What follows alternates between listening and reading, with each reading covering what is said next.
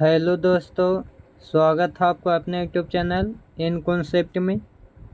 तो आइए दोस्त, आज हम लोग क्लास 10 के लिए बायोलॉजी का चैप्टर नंबर 2 होगा नियंत्रण एवं समन्वय।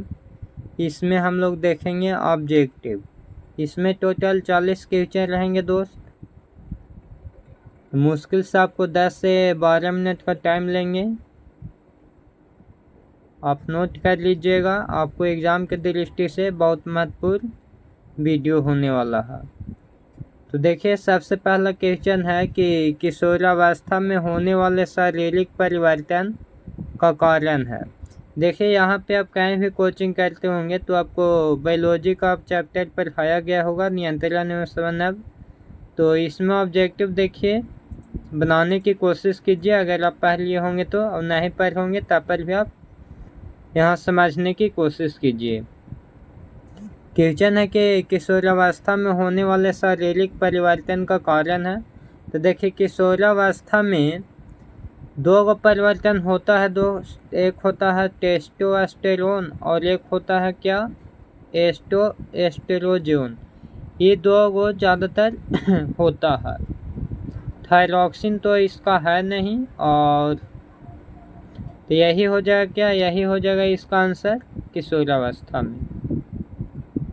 आइए, अगला क्वेश्चन है कि तंत्रिका तंत्र के रचनात्मक एवं क्रियात्मक इकाई को कहते हैं।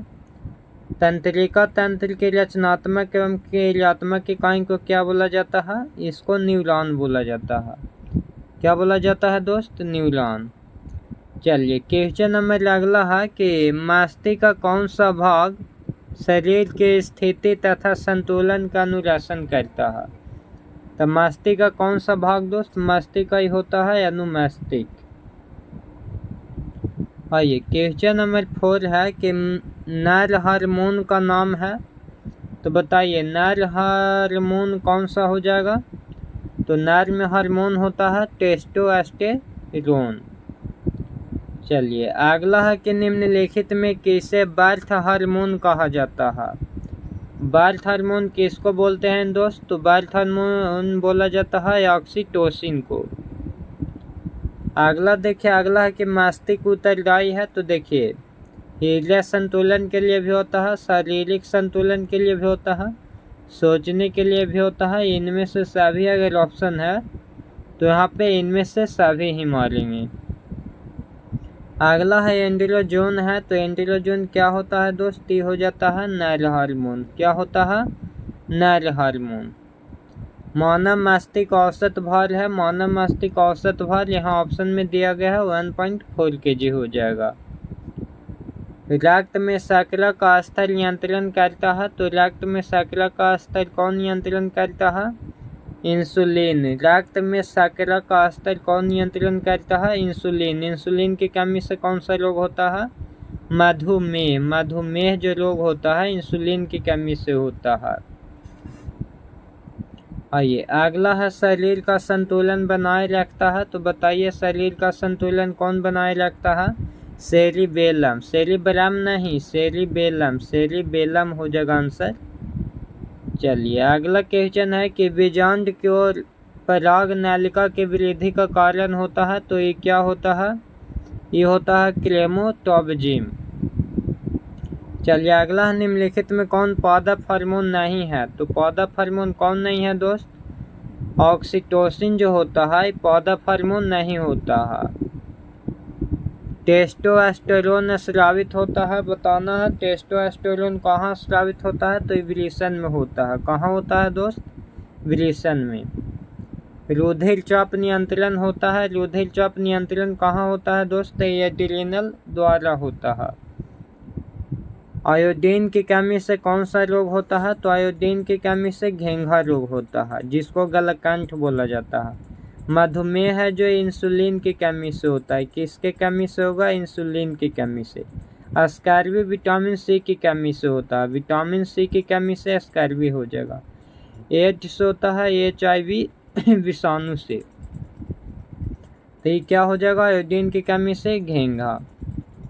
किसे रासायनिक दूत कहा जाता है? तो हार्मोन को हम लोग रासायनिक दूत बोलते हैं। निम्न में कौन पिट्यूटरी ग्रंथि से निकलने वाला हार्मोन है? तो बताइए कौन सा हार्मोन हो जाएगा? तो वृद्धि हार्मोन होता है जो पिट्यूटरी ग्रंथि से निकलता है। दो न्यूरॉन के मध्य खाली स्थान को क्या कहा जाता है? तो देखिए खाली स्थान को बोला जाता है सिनेप्स। खाली स्थान को क्या बोलते हैं? सिनेप्स।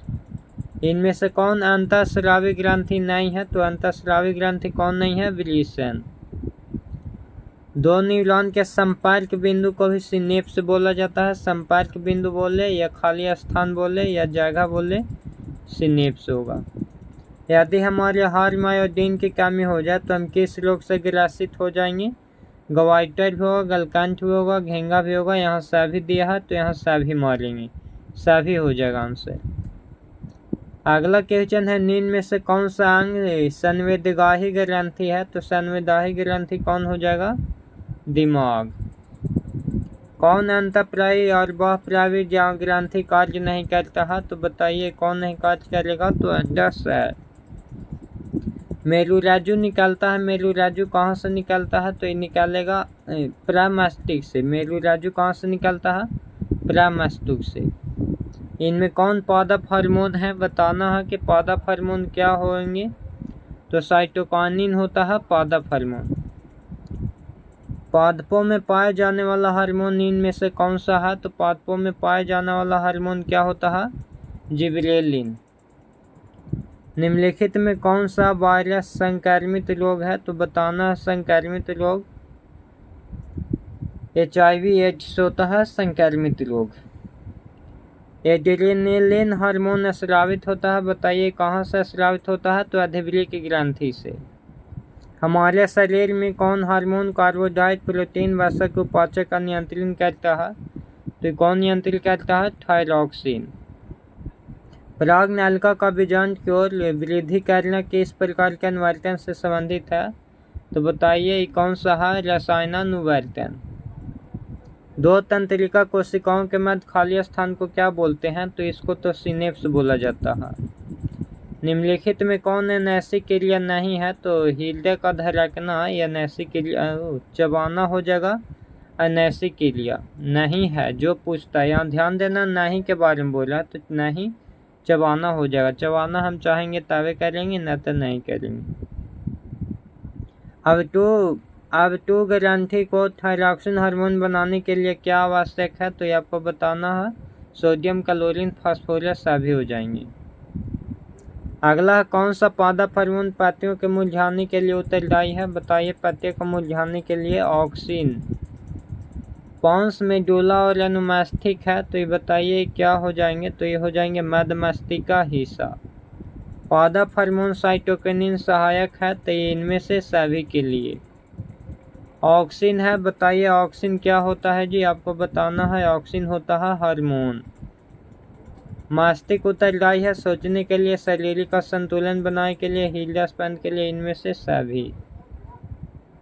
जिबरेलिन है, जिबरेलिन भी होता है हार्मोन। पत्तियों का मुरझाना किस हार्मोन के कारण होता है? तो ये एब्सिलिक अम्ल के कारण पत्तियां मुरझा जाते हैं। चलिए दोस्त, अगर वीडियो बढ़िया लगा होगा तो लाइक, शेयर और सब्सक्राइब जरूर कर दीजिएगा। जय हिंद दोस्त।